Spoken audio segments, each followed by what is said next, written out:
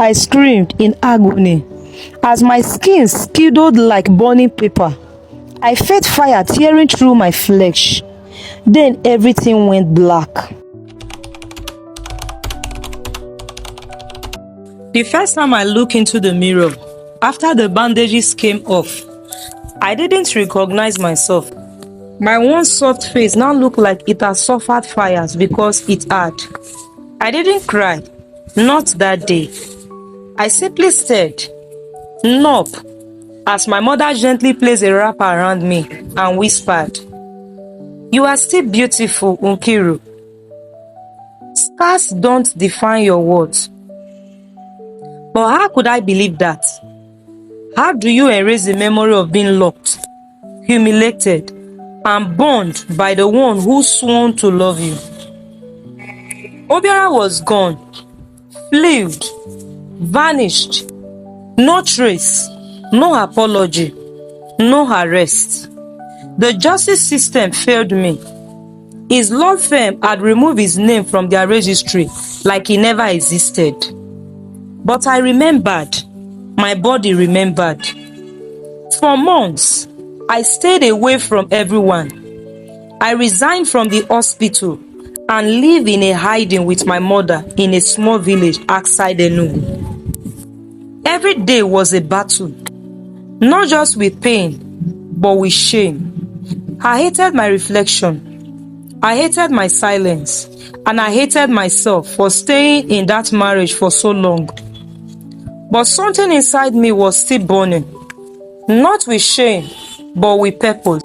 I began journaling my story. I wrote every detail, from the day I met him to the day he padlocked my body, to the boiling water and the scars it left behind. And one morning, I did something I never imagined I would do. I recorded a video. It was raw, honest. My voice cracked as I told the world what Obiora did to me. I showed my scars, not to shock, but to speak for women who couldn't speak for themselves. Within 24 hours, the video went viral. Thousands of women flooded the comments. Some wept, some shared their own stories, some cursed Obiora, and suddenly I was no longer alone. Organization reached out. News station called. Human rights activists picked up my case. Some people demanded justice. A reward was offered for any information leading to Obiora's arrest. But it wasn't enough for me. I didn't just want the world to know my pain. I wanted him to feel it. So I hired a private investigator with the help of a woman foundation. I launched a secret investigation into Obiora's whereabouts. For months, there was silence. Then, one rainy night, my phone buzzed with a message that changed everything. Target located. He is in Port Harcourt, living under a new name, Mr. Fabian Shukuma. I sat in storm silence. He had started a new life, clean-shaven, respected in his neighborhood, teaching low classes at a private institute, and engaged again to a woman named Amara. I had two options. Let the Lord take its course, or teach him a lesson the world will never forget. I chose the latter. Through a fake account, I posed as an event planner looking for a legal consultant. I arranged a private dinner in Port Harcourt and invited him for a meeting at an upscale hotel. He agreed.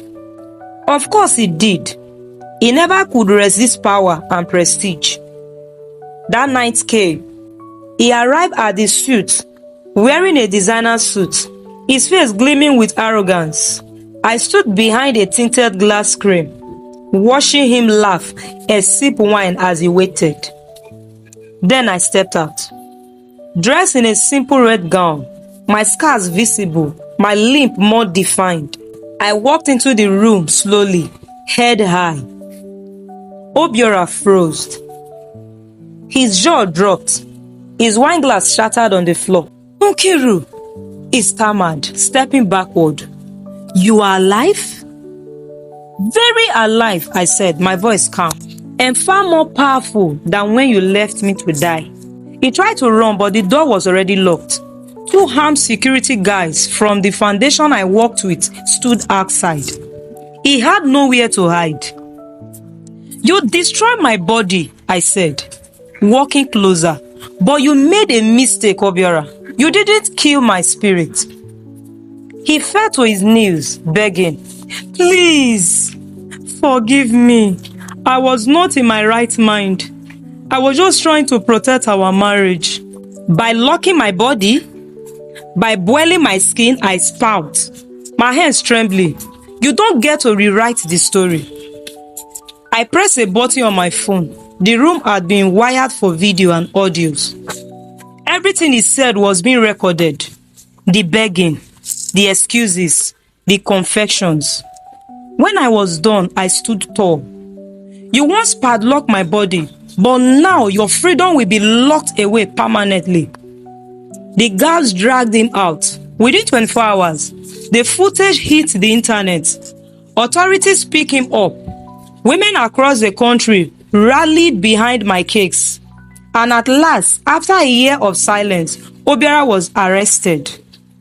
He was charged with attempted murder, assault, unlawful imprisonment, and psychological abuse.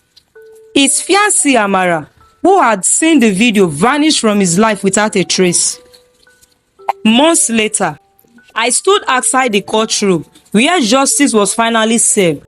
I was scared, but I was no longer broken. I now run an organization called Unlock Our Face, a safe space for women who have suffered domestic abuse and gender-based violence. We help survivors speak out. We found safe houses. We make sure no woman ever has to endure what I endured in silence. My story became more than survivor. It became a movement. So to every woman outside there hiding behind shame, let me say this: your scars are not the end of your story. They are the beginning of your strength. And to a man like Obiora, hiding behind culture and control, love is not ownership. It is not a cage. It is not a padlock. This is not my story. It is the story of many. And we are done being silent.